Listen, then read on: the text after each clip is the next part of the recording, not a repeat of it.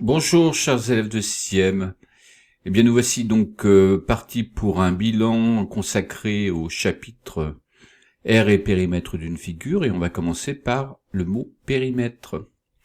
Donc j'ai posé une question qui est la suivante, est-ce que ces deux figures ont le même périmètre? Vous pouvez faire pause pour y répondre d'abord, puis après je rappellerai ce qu'est le périmètre d'une figure. Alors, le périmètre d'une figure, c'est la longueur du contour de cette figure. Il s'agit donc pour nous de mesurer la longueur du contour de cette figure. Alors, on va supposer qu'on est sur un quadrillage dont la maille est un carré de 1 cm sur 1 cm. C'est parti pour mesurer le périmètre de ces deux figures. Alors, pour la première figure, le périmètre est 20 cm. Par exemple, je pars de ce point-là, je parcours 2 cm, puis encore 2 cm, puis encore 2 cm, puis encore 2 cm, puis encore 2 cm, puis 6 cm, puis 4 cm pour revenir au point de départ. La longueur du contour de cette figure est 20 cm. Quant à la deuxième, si je pars de ce point-là, je vais parcourir 6 cm, puis 4, puis 6, puis 4, et le périmètre est 20 cm. Autrement dit, les figures orange et bleu ont le même périmètre.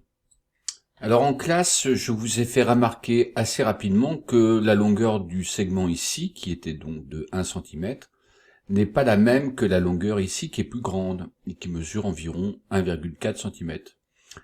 Donc cette longueur-là est légèrement plus grande que celle-ci et c'est le cas si on veut calculer le périmètre de ce petit triangle rectangle.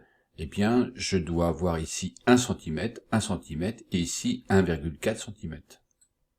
Et donc, le périmètre de ce petit triangle rectangle, c'est 1 cm plus 1,4 cm plus 1 cm, autrement dit 3,4 cm. Et donc, si on veut mesurer le périmètre de cette figure, il faut tenir compte du fait que cette longueur-là n'est pas la même que celle-ci. Alors, quel est le périmètre de cette figure? Eh bien, écoutez, il faut faire attention donc à ce que l'on mesure. De ce point-là à ce point-là, nous mesurons 7 cm. De ce point-là à ce point-là, nous mesurons 1,4, etc., etc.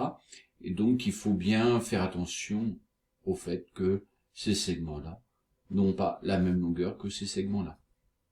Bon, vous contrôlerez, mais le périmètre ici est de 30,2 cm. À condition bien sûr que le carré ici présent est un carré de 1 cm de côté.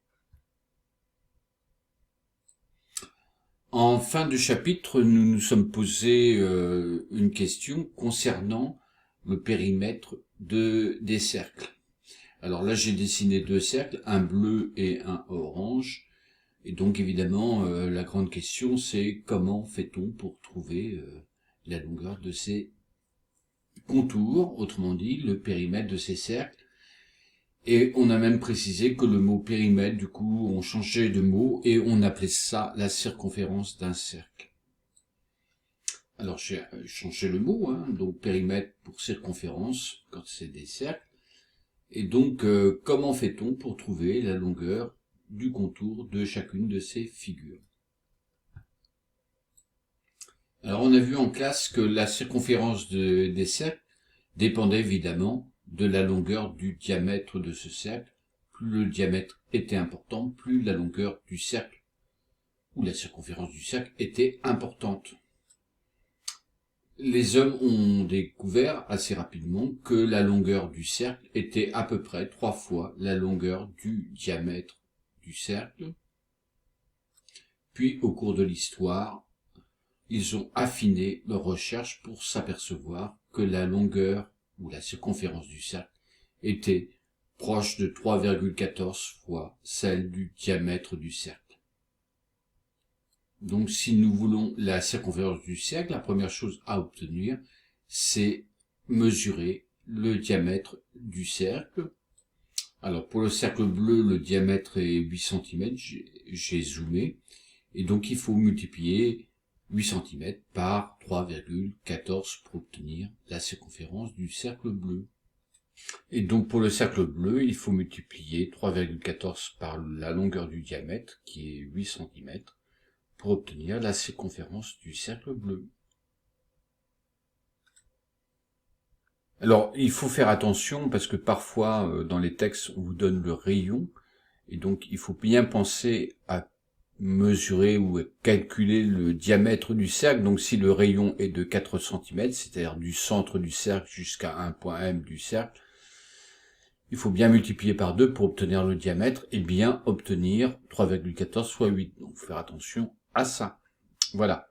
Écoutez, j'ai pas grand-chose d'autre à ajouter sur le périmètre d'une figure ou la circonférence d'un cercle. Voilà, je crois que j'ai fait le tour.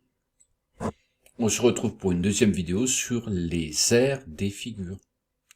À bientôt.